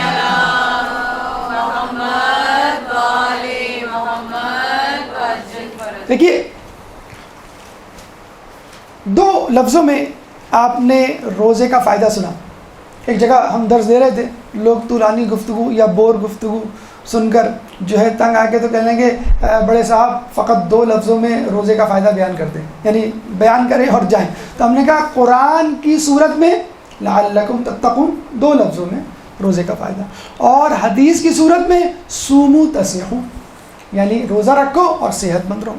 دو لفظوں میں قرآن میں روزے کی تاثیر اور افادیت لعلکم تتقون، تاکہ تم متقی پرہیزگار بن جاؤ، اور دو لفظوں میں حدیث کی صورت میں روزے کا فائدہ صوموا تصحوا، تاکہ تم صحت مند ہو جاؤ۔ کم از کم فائدہ صحت کا حصول صحت، زیادہ سے زیادہ فائدہ حصول تقویٰ۔ اب آپ کو کیا چاہیے؟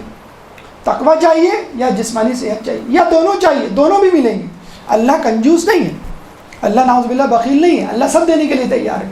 اگر آپ فقط اس لیے بھی روزہ رکھیں کہ میں اوور ویٹ ہو گیا ہوں، اور اللہ کے رسول نے فرمایا کہ تم جو ہے روزہ رکھو اور صحت مند رکھو گے، حدیث کو مد نظر رکھتے ہوئے آپ نے روزہ رکھا، تو یقیناً آپ جو ہے اس کا فائدہ پائیں گے۔ اور ویسے بھی اللہ تعالیٰ انسان کی نفسیات کو انسان سے زیادہ بہتر سمجھتا ہے، کہ جب تک انسان کو مادی فائدہ، قریب کا فائدہ یا اس دنیا کا فائدہ نظر نہیں آئے تو اس وقت تک کسی عمل کو کرنے کے لیے تیار نہیں ہوتا۔ چنانچہ نماز کا فائدہ بھی بتلا دیا، ہم نے نماز چھوڑی تھی، یوگا گلے پڑ گیا، ہم نے روزے چھوڑے، ڈائٹنگ گلے پڑ گئی۔ تو بھائی اب انسان وہی کچھ کر رہا ہے جو اسلام کہہ رہا تھا۔ ہم نے جو ہے وہ حج اور زیارت چھوڑی تھی، لوگوں کو جو ہے پکنک اور ٹریولنگ پہ ڈال دیا گیا ہے۔ ہم نے زکوٰۃ اور خمس چھوڑا، اللہ لوگوں نے جو ہے وہ ڈونیشن کو اپنانا شروع کر دیا۔ وہی چیزیں مغربی معاشرے میں، لا دین معاشرے میں ہو رہی ہیں، وہی چیزیں جن کی تاکید اللہ تعالیٰ نے کی۔ تو صوموا تصحوا، روزہ رکھو اور صحت مند ہو جاؤ۔ کون سی ایسی بیماری ہے کہ جو روزے سے ٹھیک نہیں ہو سکتی؟ حدیث رسول ہے کہ المعدۃ بیت الداء، معدہ بیماریوں کا گھر ہے، اور احتیاط بہترین علاج۔ احتیاط کیا ہے؟ روزہ ایک احتیاط کا نام ہے۔ آپ روزہ رکھیں گے، اپنی ڈائٹ کو کم کریں گے، آپ خود بہت صحت مند رہیں گے۔ آج کل ہر فیملی میں ایک شخص ڈائبٹیز کا یا ہائپر ٹینشن کا یا پیپٹک السر کا یا آرتھرائٹس کا آپ کو نظر آئے گا۔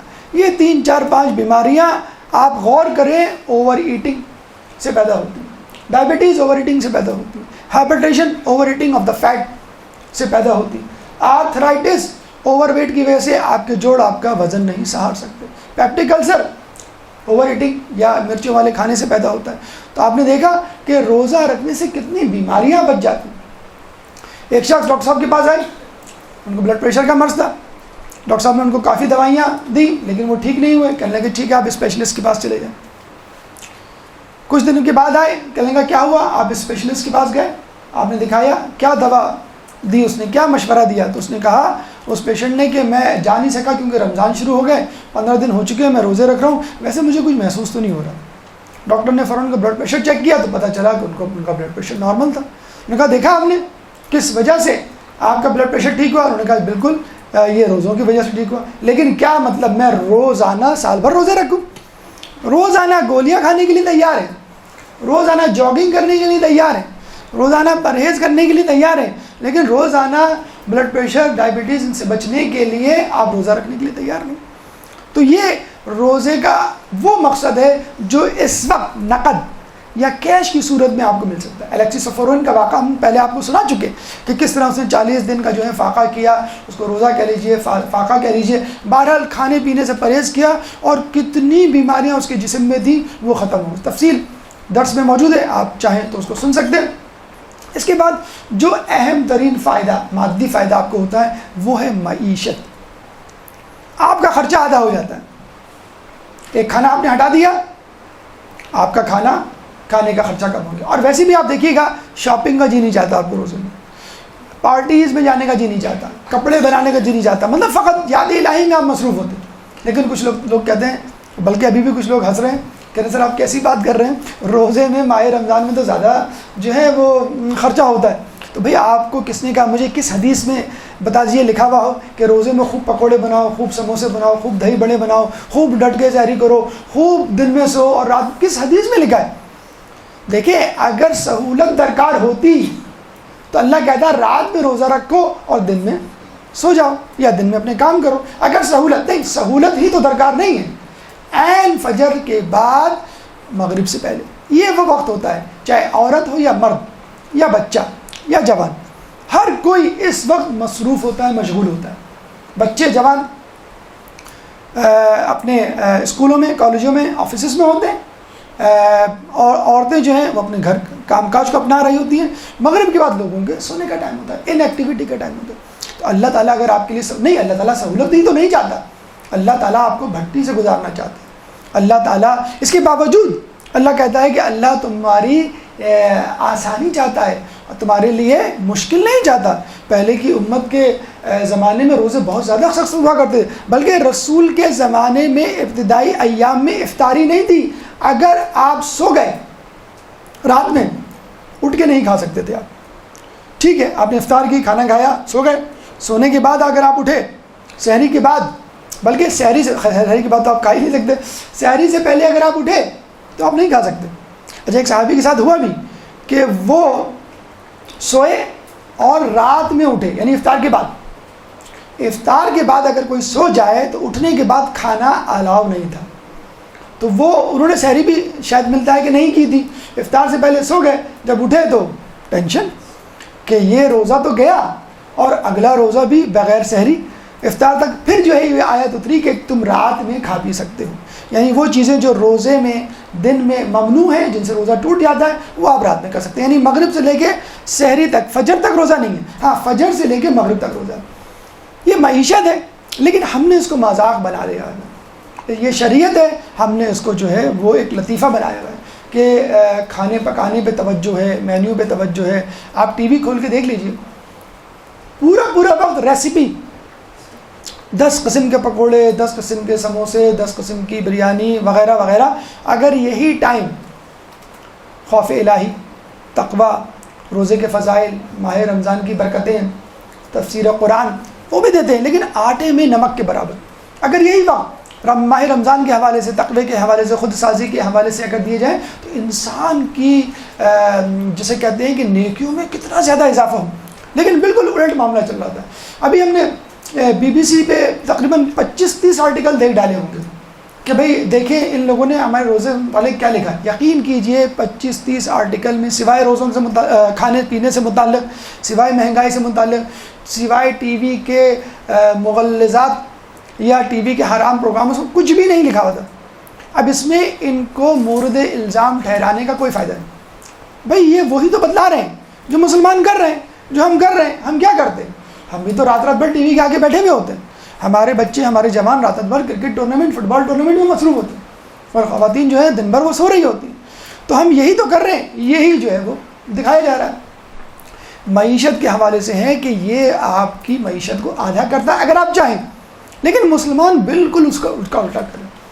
آپ پورے مہینے کا بجٹ دیکھ لیں، پورے سال کا، ماہ رمضان میں زیادہ خرچہ ہوگا آپ کا۔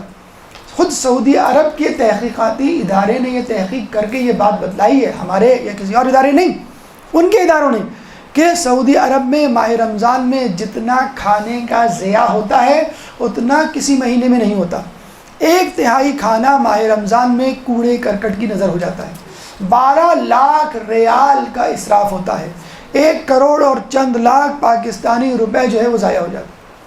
اس کے بعد قطر کا نمبر ہے، 1/4 کھانا ماہ رمضان میں خراب ہو جاتا ہے کوڑے کی نظر۔ دنیا میں ویسے بھی 1/3 لوگ انڈر نیوٹریشن، پاورٹی لیول سے نیچے کی زندگی گزار رہے ہیں۔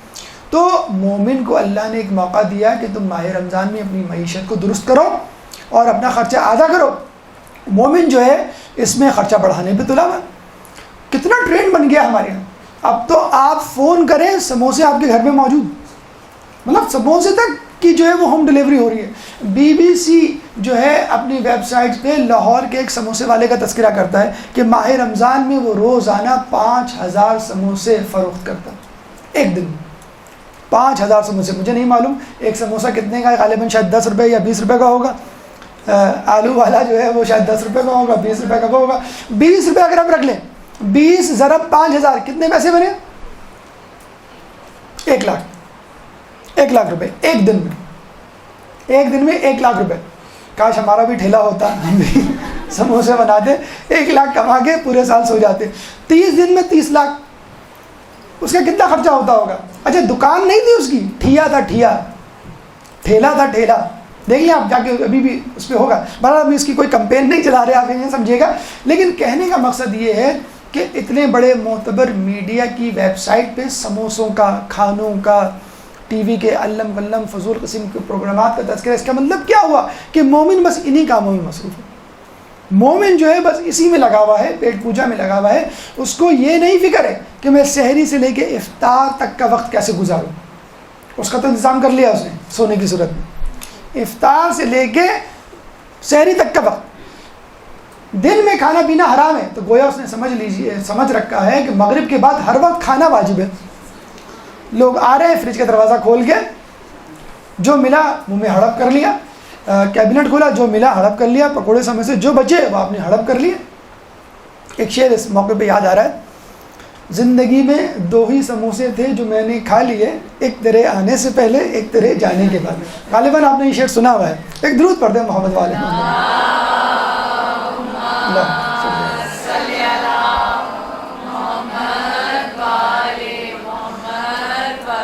خدارا اس ماہ رمضان میں اگر آپ کچھ پکائیں، کچھ خرچ کرنا چاہیں تو اپنے علاوہ دوسروں کو بھی دیکھ لیں۔ اور ایک بڑی اچھی توجہ کسی نے دلائی کہ ہم فقط فقیروں کو کیوں تلاش کرتے ہیں، ہم گداگروں کو کیوں تلاش کرتے ہیں؟ کیا ہمیں پڑوسی نظر نہیں آتے؟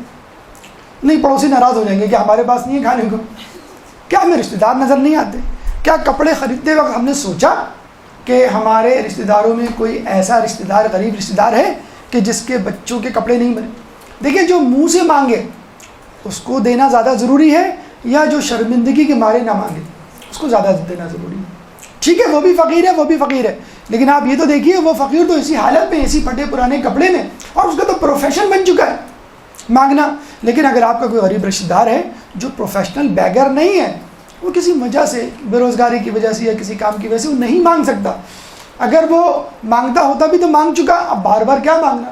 تو خدا را تانگ جھانک کیجیے اور دیکھیے کہ کون سا رشتہ دار ایسا ہے کہ جو غربت کی وجہ سے، مفلسی کی وجہ سے، بے روزگاری کی وجہ سے اس ماہ رمضان میں اپنی افطاری سحری کا انتظام نہیں کر سکتا، یا عید پہ بچوں کے کپڑے نہیں بنا سکتا۔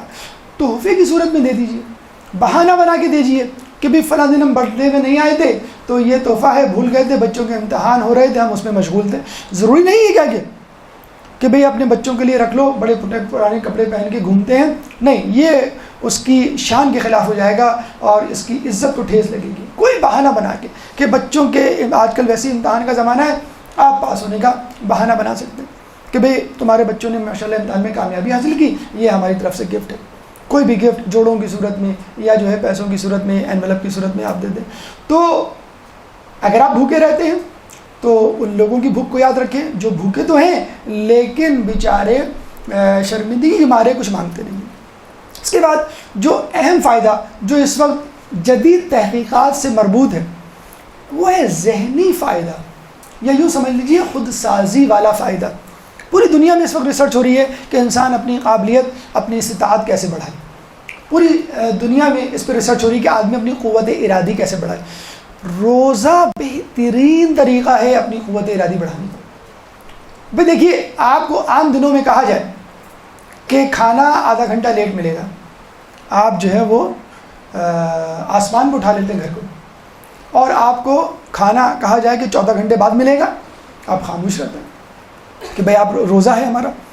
پہلے دن کتنے گھبراتے آپ روزہ رکھ رہے ہوتے ہیں، بستر سے اٹھتے ہیں پھر گر جاتے ہیں، پھر اٹھتے ہیں پھر گر جاتے ہیں، پھر استخارہ کرتے ہیں پھر گر جاتے ہیں کہ استخارہ صحیح نہیں آیا، تو کتنا مشکل گھبراہٹ 10-11 بجے ہو رہی ہوتی ہے۔ آپ نے دیکھا ہوگا کہ ابھی تو 10 بجے، ابھی تو 11 بجے، شاید یہ گھڑی خراب ہو گئی، اس میں سیل ڈال دو، نہیں امی گھڑی بالکل ٹھیک ہے، اچھا آہستہ چل رہی ہوگی، تو کتنا مشکل ہوتا ہے۔ لیکن آپ دیکھیں ایک روزہ 2 روزہ گزرتے ہیں، روزے گزرتے ہیں، پھر آپ کے اندر قوت ارادی پیدا ہوتی ہے اور آپ حیران ہو جاتے ہیں کہ میں نے کتنا مشکل کام جو ہے وہ کر لیا۔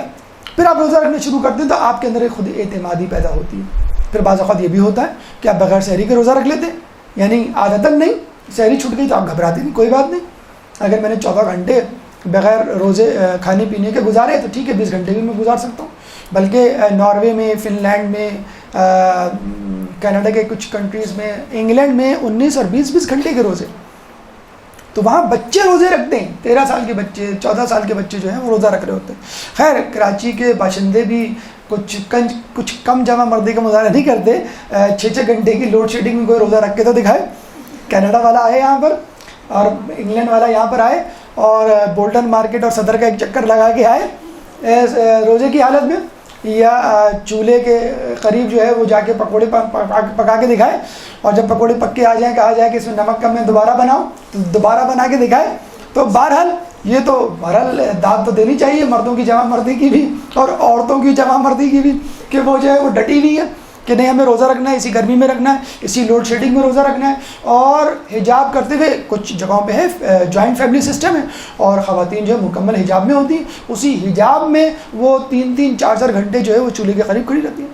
تو یہ چیزیں منظر عام پہ نہیں آتی کیونکہ میڈیا چاہتا بھی نہیں ہے عورتوں کی اس قسم کی قربانیوں کو۔ ہاں عورت کوئی ایوریسٹ پہ چلی جائے، عورت جو ہے باسکٹ بال کا کوئی ٹورنامنٹ جیت جائے یا رائفل شوٹنگ میں اولمپکس میں منتخب ہو جائے، فوراً اس کی تصویر آ جاتی ہے، لیکن حجاب میں عورت کیا کیا قربانی دے رہی ہے اس کی میڈیا کو فکر نہیں ہے، اور ہمیں بھی میڈیا کی کوئی فکر نہیں ہے۔ درود پڑھ دیں محمد والے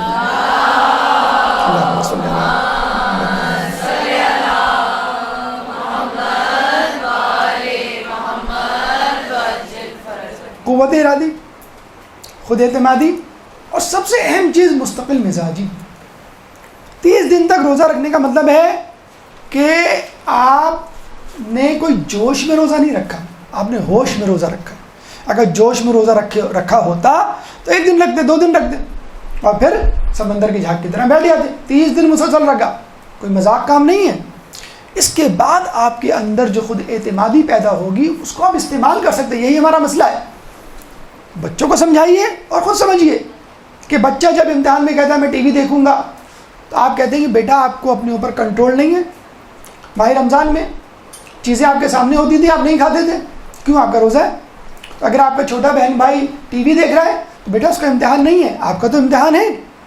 یہی چیز تو آپ نے سیکھی تھی ماہ رمضان میں کہ دوسرے لوگ کھا رہے ہیں میں نہیں کھاؤں گا، چھوٹا بہن بھائی کھا رہا ہے میں نہیں کھاؤں گا، میرا روزہ ہے۔ اگر وہ نہیں پڑھ رہا ہے، گلی کے گندے بچے نہیں پڑھ رہے ہیں لیکن میں پڑھوں گا، پوری دنیا جو ہے وہ ایگزام نہیں دے رہی ہے لیکن میں ایگزام دوں گا۔ آپ نے یہی تو سیکھا تھا۔ اور بیٹا آپ تو ٹی وی کے عام پروگرام بھی نہیں دیکھتے تھے، آپ یہ میوزک کیسے سن رہے ہو؟ روزے میں کیا ہے؟ روزے میں حرام کام کر کے روزہ نہیں ٹوٹتا، بڑی عجیب بات ہے۔ غیبت حرام، جھوٹ بولنا حرام، چوری کرنا حرام، اس سے روزہ ٹوٹتا ہے؟ روزہ نہیں ٹوٹتا۔ حلال چیز کرنے سے روزہ ٹوٹ، کھانا پینا حلال ہے، آپ جو ہے وہ کھانا پینا کرتے روزہ ٹوٹ گیا۔ یہی تو ٹریننگ کروائی جا رہی ہے اس وقت۔ پاکستانی ٹیم کو آرمی طرز کی ٹریننگ کروائی جا رہی ہے، لوگ اس پہ بڑا اعتراض کر رہے ہیں بھائی اتنی ٹف ٹریننگ کی کیا ضرورت ہے؟ تو بھائی کیا سیاستدانوں والی ٹریننگ کروائی جائے؟ ان کو جو ہے آرمی والی ٹریننگ کروائی جا رہی ہے کہ جب یہ پہاڑوں میں بھاگے دوڑیں گے تو میدانوں میں بھاگنا دوڑنا آسان ہو جائے گا۔ تو آپ کے ذہن میں یہی تو آتا ہے ماہ رمضان کے بعد کہ جب میں حلال چیزوں سے اپنے آپ کو بچا کے رکھ سکتا ہوں تو حرام چیزوں سے کچھ کیوں نہیں بتا سکتا؟ اور بچوں کو یہ سکھائیے کہ دیکھو بیٹا، بہترین والدین وہ نہیں ہیں جو اپنے بچے کو کنٹرول کریں، بہترین والدین وہ ہیں جو اپنے بچے کو سیلف کنٹرول سکھائیں۔ کہ ماں باپ گھر پہ نہیں ہیں، وہ ٹی وی نہیں کھول رہا، ماں باپ کمرے میں نہیں ہیں، وہ انٹرنیٹ کا غلط استعمال نہیں کر رہا، ماں باپ گھر میں نہیں ہیں، لیکن وہ جو ہے وہ چیٹنگ یا SMS نہیں کر رہا کسی کو، اپنے بہن بھائی کو ستا نہیں رہا ہے. تو بچوں کو یہ سکھائیں بیٹا، ماہ رمضان میں ہوتے ہوئے ہم آپ کے سامنے نہیں ہوتے تھے، کمرے میں آپ اکیلے ہوتے تھے، لیکن آپ کھانا نہیں کھاتے تھے، آپ پانی نہیں پیتے تھے. اب یہی کام اب بھی کیجیے. ہم مدرسے جا رہے ہیں، ہم شاپنگ کرنے جا رہے ہیں، ہم اپنی جاب پہ جا رہے ہیں، یا آپ کے ابو گھر پہ نہیں ہے، یا کوئی آپ کے سامنے نہیں ہے، پھر بھی خدا کو حاضر و ناظر جان کر آپ کو یہ کام نہیں کرنا ہے. حدیث ہے، کیا حدیث ہے؟ کہ تنہائی میں گناہ کرنے سے بچو، کہ جو گواہ ہے وہ قاضی بھی ہے. ماہ رمضان میں یہی ہوتا ہے کہ اللہ دیکھ رہا ہے اور اللہ ہی سزا دے گا. تو بچوں کو یہ سکھائیے، بیٹا آپ نے جو روزہ رکھا ہے اس کا حاصل کیا ہے، اس کے حاصل کو 11 مہینے جاری و ساری کیجیے، تب فائدہ ہے. یہ بالکل ایسا ہی ہے کہ آپ پورے مہینے جو ہے وہ کام کریں، تنخواہ ملے اور اس کو کسی گڑھے میں ڈال کے آ جائیں. ہم یہی تو کرتے ہیں. طارق روڈ پہ بولٹن مارکیٹ، حیدری مارکیٹ یا جوڑیا بازار میں جو ہے چاند رات کو وہ ساری کمائی ڈال کے آ جاتے ہیں کہ بس ہمیں نہیں چاہیے، روزے میں جتنا تقویٰ تھا وہ ہمیں مل گیا. نہیں، روزے کے تقوی کو کنٹینیو کرنا ہے، تسلسل جاری رکھنا ہے، اور پورے سال اس ایندھن کو، اس فیول کو اپنے ساتھ لے کے چلنا ہے. تو قوت ارادی پیدا کیجیے، خود اعتمادی پیدا کیجیے، مستقل مزاجی پیدا کیجیے، اور سب سے اہم چیز، اگر کسی کو کوئی عادت بد لگی ہوئی ہے اس پہ قابو پائیے. لکھ لیجیے ڈائری میں کہ اس ماہ رمضان، کوڈ ورڈ میں لکھ لیجیے، اس ماہ رمضان، پتہ چلا کہ بیوی نے لکھا کہ اس ماہ رمضان سے میں شوہروں کی جیب سے چرانا بند کر دوں گی. یہ مت لکھ لیجیے گا، سب کے سامنے کھول کے دیکھ لیا انہوں نے. آپ کوڈ ورڈ میں لکھ لیجیے کہ میری عادت ہے، مثلا زیادہ سونے کی عادت ہے، یہ ختم کرنا ہے، زیادہ کھانے کی عادت ہے، یہ ختم کرنا ہے، زیادہ بولنے کی عادت ہے، یہ ختم کرنا ہے. اپنے آپ کو منظم کرنا ہے، آرگنائز کرنا ہے، ٹائم ٹیبل کے مطابق زندگی گزارنی ہے. مجھے تلاوت قرآن پاک کرنی ہے، ایک رکوع مثلا کرنا ہے، مجھے کوئی دینی کتاب، یہ لکھ لیجیے اور باقاعدہ چیک کیجیے اگلے ماہ رمضان تک میں اس پہ عمل پیرا ہوئی کہ نہیں ہوئی. تو یہ ہدف بنائیے، مستقل مزاجی پیدا کیجیے. ہمارے 5ویں امام محمد باقر علیہ السلام فرماتے ہیں، اللہم صلی علی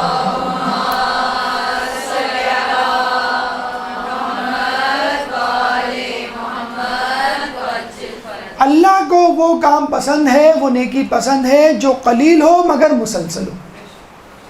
تو اس تسلسل کے ساتھ جو آپ نے روزے رکھے، اس تسلسل کو آگے جاری رکھیے اور اپنی عادتوں کو چھوڑیے. مردوں کے حوالے سے اسپیشلی سگریٹ، پان یا جس قسم کا بھی جو ہے وہ آپ گٹکا یا جس قسم کے بھی نشے یا نشے جیسی چیزیں ہیں، سگریٹ وغیرہ، یہ سب نشے میں تو نہیں آتے لیکن یہ عادتیں بد ہے، ان سے اپنے آپ کو بچانے کی کوشش کیجیے. اور سوچیے تو کہ آپ اس پورے 14 گھنٹے میں اس چیز سے بچ رہے ہیں، تو ہمت کر کے باقی 10 گھنٹوں میں بچ جائیے.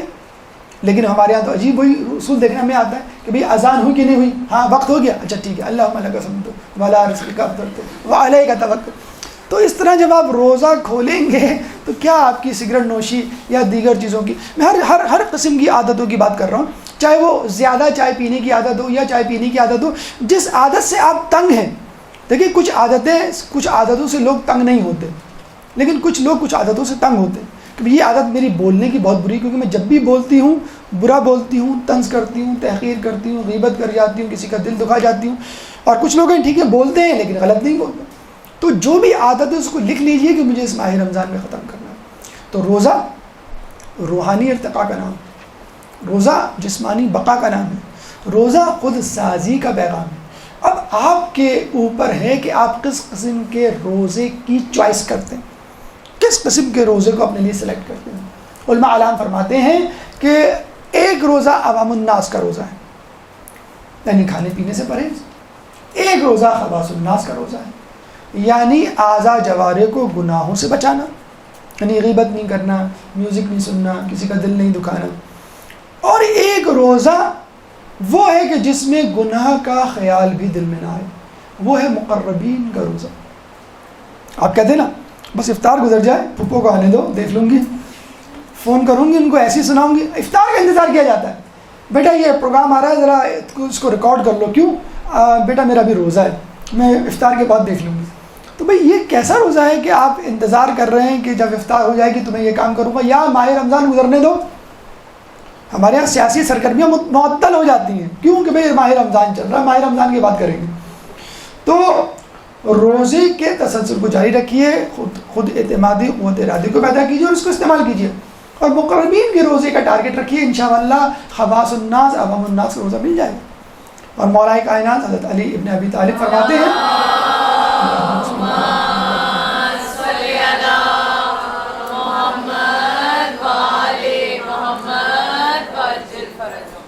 دل کا روزہ زبان کے روزے سے بہتر ہے، اور زبان کا روزہ شکم کے روزے سے بہتر ہے۔ وہی بات، یعنی مولا ہی کی روایت کو تھوڑا سا واضح کر کے لوگوں نے بیان کر دیا، یعنی اپنے دل میں کوئی غلط خیال وسوسہ بھی جنم نہ لینے دینے کا نام ہی اصل روزہ ہے۔ اس کے بعد زبان کا یعنی اعضاء جوارح کا روزہ ہے، اس کے بعد کھانے پینے کا، جو کہ ایک منیمم ڈیفینیشن ہے توضیح المسائل میں اور فقہی اعتبار سے، لیکن اصل روزہ وہی ہے کہ جو آپ مکمل طور پہ اپنے تمام اعضاء کے ساتھ اور اپنے دل و دماغ کے ساتھ رکھ دیں۔ ایک درود پڑھ دیں محمد والے محمد۔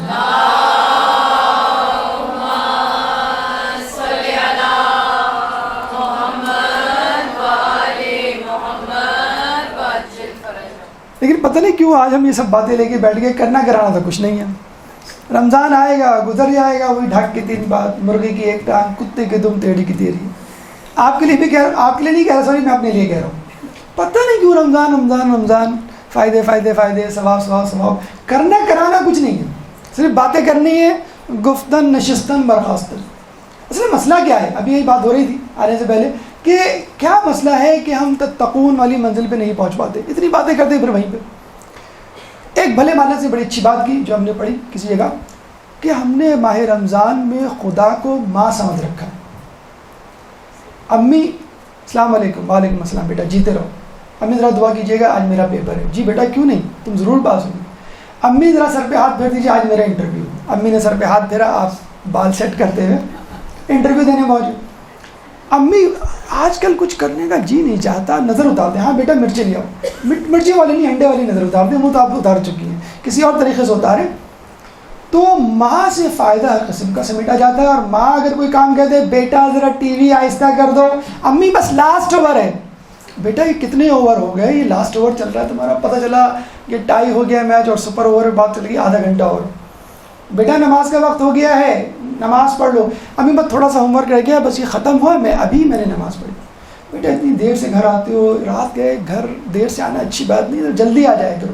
امی وہ فلاں دوست مل گیا تھا، بیٹا فلاں دوست سے تھوڑا سا جو ہے وہ فاصلہ رکھو، مناسب آدمی نہیں ہے، مناسب لڑکا نہیں لگتا۔ امی بس آپ ایسی کہتی رہتی ہیں، آج کل زمانہ کہاں سے پہنچ گیا، مجھے جو ہے مکمل اعتماد ہے۔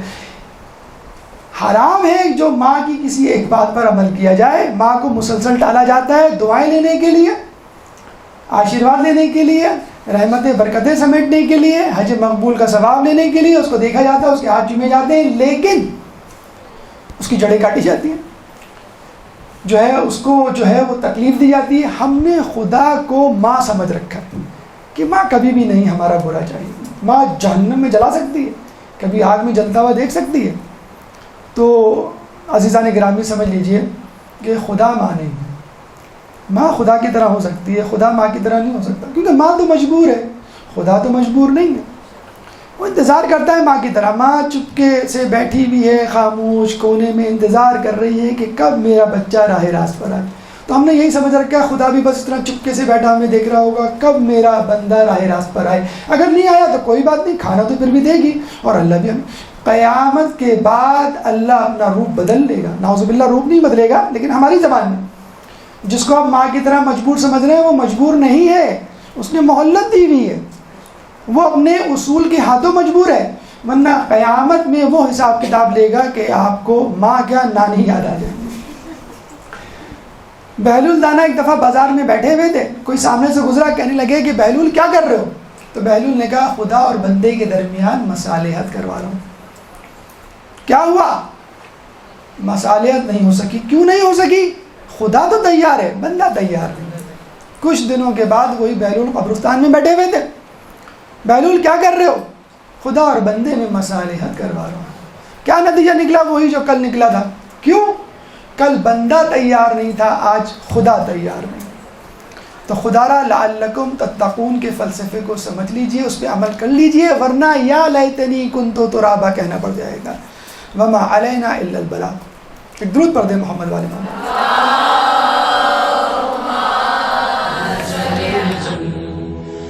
اللجل اللجل يا مولا اللجل اللجل اللجل اللجل اللجل اللجل اللجل يا صاحب السماء اللجل اللجل